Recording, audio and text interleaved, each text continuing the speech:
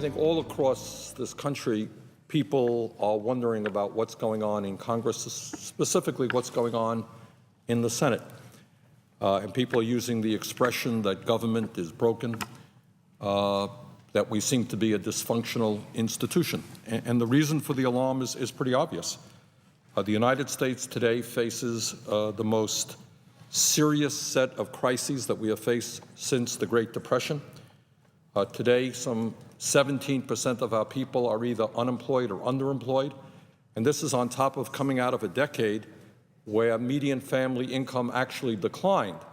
So people by the millions are today working longer hours for lower wages. They're wondering what kind of life is going to be available for their kids. They're having a hard time affording childcare. They're having a hard time affording higher education. We have 46 million people who are uninsured. We have 45,000 people who die every single year because they can't get to a doctor. If we don't get a handle on health care, the costs are going to be doubling in the next 8 years.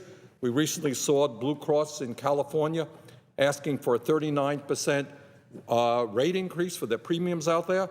Not unusual. This is going on all over the country. And people are saying, what is going on? Is the middle class going to continue to collapse? Poverty going to continue to increase? Or are you guys going to get your act together and begin to do something that benefits working families in this country? It goes without saying that the American people want, I want, you want, we all want bipartisan efforts to solve these problems. But most importantly, we want to solve these issues. You got to deal with the economy. You got to deal with our friends on Wall Street whose recklessness and illegal behavior has driven this country into the terrible recession that we're in. You got to deal with that. You got to deal with health care. You don't have a choice. We got to deal with a $12 trillion national debt. You got to do it. And unfortunately, I think what the American people are beginning to catch on, that to do bipartisanship, you need a buy. You need two sides coming together. And what we have here in the Senate are not two sides coming together, but one side, our Republican friends, who are saying, no, no, no. If it's good for Obama, it's bad for us. No, no, no. Record-breaking number of filibusters. Record-breaking number of other obstructionist tactics. And the end result is the American people are becoming very, very frustrated. I do a radio show, a national radio show, every week. And every week on that program, somebody is calling me up and saying, I don't understand it. When the Republicans were in control of the Senate, they were able to bring forth sweeping proposals. They didn't have 60 votes. What's going on? You guys on your side, I'm an independent in the Democratic caucus, you got 59 votes. Why aren't you doing it? It's a good question. So I think more and more people are now talking about using the reconciliation process, which is simply a parliamentary procedure which enables us to pass legislation with the end result of saving taxpayers money and lowering the deficit. The beauty of that approach is you can go forward with 51 votes, not the 60 votes that we are having a very difficult time obtaining, because we're not getting much support from the other side. Now, some people say, well, this reconciliation approach, this is unfair, this is a radical idea. Why are you bringing it forth? Well, the answer is this has been done time after time and after time, mostly, in fact, by Republicans. So it seems to me if this is a concept that the Republicans have used year after year after year for very major pieces of legislation, I think it is appropriate for the Democratic caucus to do that as well. Let me give just a few examples.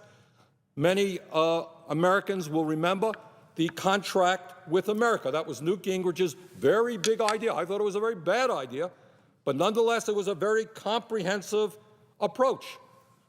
The contract with America in 1995 was passed in the U.S. Senate through reconciliation. And this was such a broad, comprehensive bill. This is what President Clinton said. This is what the Washington Post reported President Clinton saying when he vetoed that legislation. I'm glad he did. This is what Clinton said, quote, "Today I am vetoing the biggest Medicare and Medicaid cuts in history, deep cuts in education, a rollback in environmental protection, and a tax increase on working families," end of quote. This was Clinton's veto message of the Republican contract with America that was passed through reconciliation. Mr. President, that is not the only effort that the Republicans mounted through reconciliation. In 1996, Republicans passed legislation to enact welfare reform through reconciliation. In 1997, Congress used reconciliation to establish new health coverage programs or to substantially expand existing ones, including the S-CHIP program, passed through reconciliation. In 2005, Republicans pushed through reconciliation legislation that reduced spending on Medicaid and raised premiums on upper-income Medicare beneficiaries. In 2003, Republicans used reconciliation to push through President Bush's 2003 tax cuts using reconciliation. In 2001, Republicans used reconciliation to pass President Bush's $1.35 trillion tax cut, much of it going to the wealthiest people in this country. What is my point? My point is that it would be the utmost hypocrisy for Republicans to tell us that we should not use reconciliation when they have used it time and time and time again. So let me just conclude by saying this. This country faces enormous problems. What has occurred over the last year and a half is an unprecedented level of obstructionism and delaying tactics on the part of our Republican colleagues. The American people are hurting. They want to see this government begin the process of creating millions of decent-paying jobs. They want to see a transformation of our energy system so that we can move from fossil fuel to energy efficiency and sustainable energy and create jobs doing that. The American people want to see us rebuild our infrastructure, which is presently crumbling, and we can create jobs doing that. In the short term, the American people want us to do something about the high cost of college education by greatly expanding Pell Grants and by also addressing the very serious problems with child care and the needs for school construction. We can do that as well. So my point is that the American people are angry, they're frustrated, they want action. And if the Republicans choose, as is their right, to try to obstruct, to try to use the rules to delay action, I think we should do what they have done time after time after time, and that is use the reconciliation process. That is what I think we should do, and I hope that we will.